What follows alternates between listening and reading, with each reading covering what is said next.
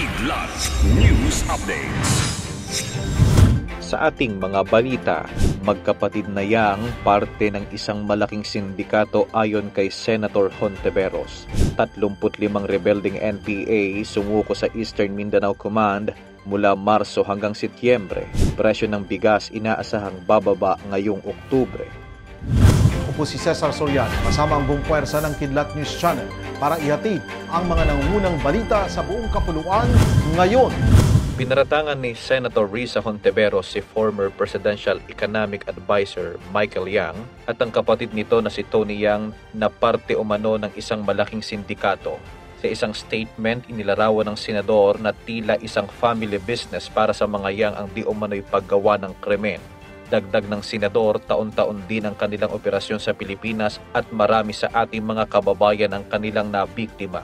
Matatandaang inaresto noong nakaraang linggo si Tony Yang sa naiya ng mga operatiba ng Bureau of Immigration. Saad ni Hontiveros, sa pagkakadakip kay Tony, lalabas ang koneksyon ng kanilang pamilya sa Pogo at Chinese syndicates. Ayon naman sa Presidential Anti-Organized Crime Commission o PAOC, si Tony ang pinuno ng magkakapatid na Yang at kinukonsidera din ng House of Representatives na siya'y iimbitahan sa hearings. 35 dating miyembro ng New People's Army o NPA ang sumuko sa Eastern Mindanao Command mula Marso hanggang Setyembre nitong taon.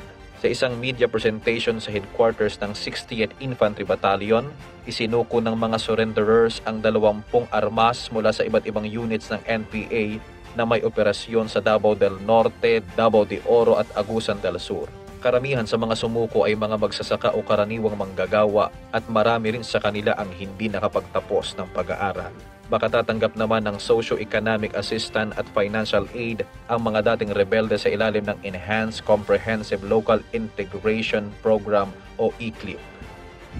Inaasahan ang matatag na supply at pagbaba ng presyo ng bigas sa bansa ngayong Oktubre. Ito ang pagkukumpirma ni Department of Agriculture o DA's Assistant Secretary Arnel De Mesa sa isang press briefing sa Malacanang. Ayon kay De Mesa, nagsimula nang bumaba ang presyo ng bigas dahil sa inaasahang anihan ng palay at pagdating ng imported na bigas ngayong taon. Tinatayang aabot sa 20 milyong metriko tonelada ang kabuoang ani ngayong taon ayon sa DA. Nilinaw din ng opisyal na ang inaasahang pagkalugi ng 400 hanggang 600 metriko tonelada bawat taon ay nasa loob pa rin ng tinatanggap na limitasyon.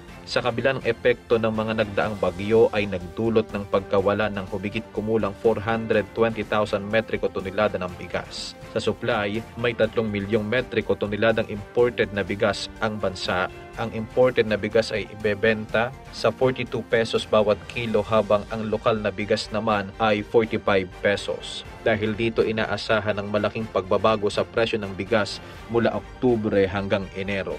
Para sa Kidlat News Updates, ito si JP Adaw, nag-uulat. Atin niyo pong natunghayan ang mga headlines sa nakalipas na mga oras. Manatiling nakatutok para sa mga susunod na updates at breaking news. Ako po si Cesar Soriano, kasama niyo sa bawat pagputok ng balita.